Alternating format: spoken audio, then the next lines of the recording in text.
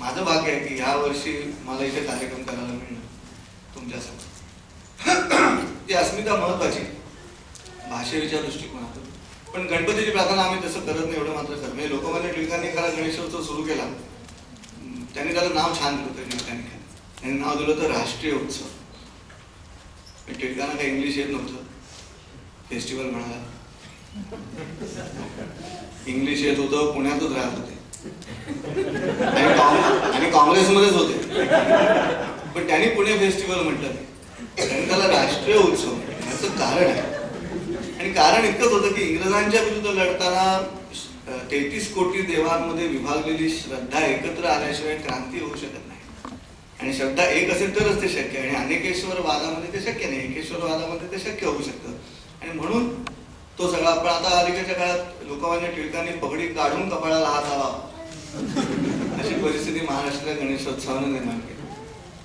गणेशोत्सव काय, हंडी काय, 7वा स्तर, 8वा स्तर, राजकारण कुठच्या स्तरावर गेले त्यानुसार हंडीचे पण स्तर बदलत जाणार. पण गणेशोत्सवामध्ये मात्र आज अनेक ठिकाणी आजही टिळकांना खरंच वाईट वाटेल अशी परिस्थिती आहे. ती काय परिस्थिती आहे याचं वर्णन करणारे एक गाणं मी सुरुवातीला तुमच्या समोर सादर करणार, तुंबडी गीत. पण ते सादर करण्यापूर्वी तुमच्याशी मैत्री करायची, तुमच्याशी मैत्री करूनच पुढे जायचं आहे. श्रोत्यांची मैत्री करायला लागते. ज्ञानेश्वरापासूनची पद्धत आहे. ज्ञानेश्वरांनी सुद्धा सुरुवातीला जैसे शारदीयेचे चंद्रकळे माझे अमृत कण कोवळे ते वेचिती मने मवाळे चकोर तलगे या परी श्रोता अनुभवावी हे कथा अति हळुवारपण चित्त आणू नये. शरद ऋतूतील चांदण चकोर पक्षाची पिल्ल जसं मन हळुवार करून टिपतील तसं तुमचं मन हळुवार करा आणि ही कथा ऐका असं त्यांना आधी सांगावं. दासबोधामध्ये सुद्धा संत रामदासांना आधी सांगावं लागतं की तुम्ही श्रोते जगदीश मूर्ती तेथे माझी व्युत्पत्ती किती बुद्धिहीन अल्पमती सलगी करतो. म्हणजे मैत्री करणार. कैलासवासी भाऊसाहेब पाटणकर नावाचे एक शायर होऊन गेले.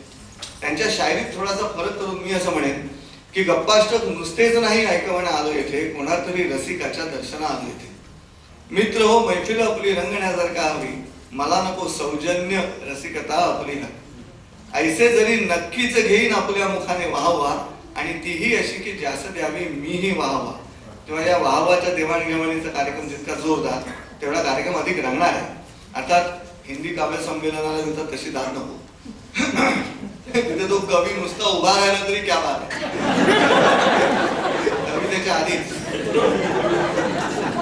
त्यात मराठी माणसाचं क्या बात आहे लगेच लक्षात येतं. प्रत्येक भाषेची एक पद्धत आहे बोलायची. क्या बात आहे असं वरून खाली येत असतं. मराठी माणूस क्या बात आहे,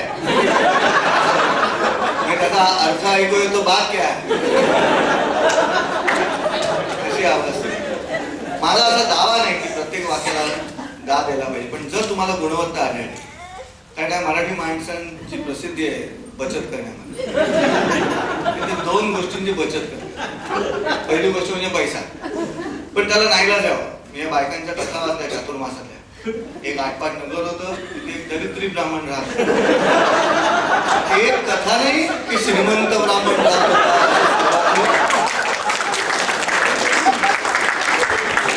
कल्पनेत सुद्धा दारिद्र्य, कल्पनेत तरी श्रीमंती. त्यामुळे बचतपर आली. आणि दुसरी गोष्ट मनमोकळं हसणं किंवा दाद देणे.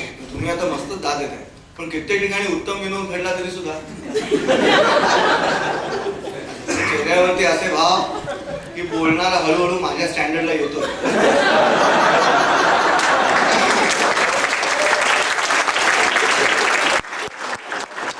मी एक विशिष्ट इंटेलेक्च्युअल स्टँडर्ड घेऊन आलेलो आहे. हा पोहोचेल हळूहळू किंवा प्रयत्न चांगला आहे असे भाव. म्हणून मला असा दावा नाही की प्रत्येक वाक्याला दाद, पण गुणवत्ता आढळली तर मात्र बचत करू नका. आपल्या घशातून काय आवाज येतो याचा विचार न करता जो हसतो त्याचीच तब्येत चांगली आहे. Laughter is the best medicine. कधी तुम्ही मनमोकळं हसा, हा सगळ्यात महत्त्वाचं. असो, तुंबडी गीत म्हणजे महाराष्ट्रातले गोंधळी पूर्वी हे गाणं गाणे. बाजीरावना तुम्ही लग्नाला चला, लग्नाला चला, तुम्ही लग्नाला चला असं मूळ गाणं आहे. अतिशयोक्ती अलंकाराचं अतिशय उत्तम उदाहरण की कोल्हापूरची हळद नि सकू झाली बाळ असं, किंवा 4 चांगल्या आया बाया मध्ये बसली ताई, तिची बोलायची घाई, तिची बोलायची घाई, तुम्ही लग्नाला चला.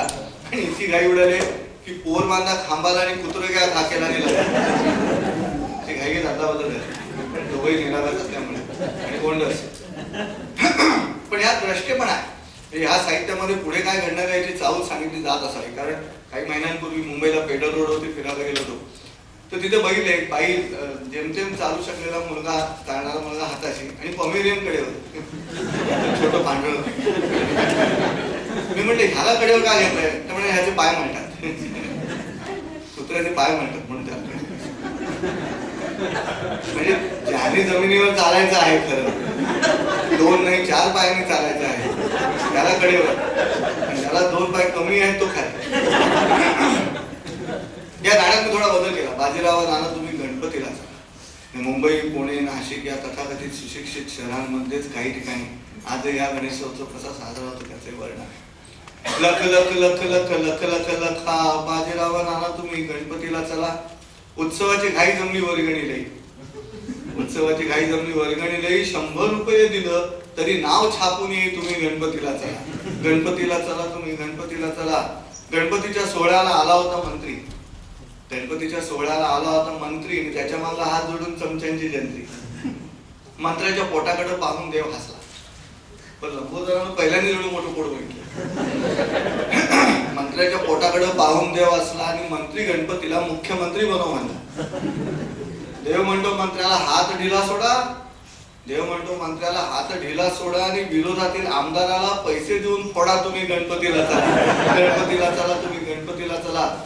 गणपतीच्या पूजेसाठी भटजी होता 16, गणपतीच्या पूजेसाठी भटजी होता 16, आणि आरतीसाठी झाले फक्त कार्यकर्ते गोळा. भटजी म्हणतो आरत्यांमध्ये शॉर्टकट हाणा, भटजी म्हणतो आरत्यांमध्ये शॉर्टकट हाणा, आणि सुख करता नंतर घालील लोटांगण म्हणत गणपतीला चला.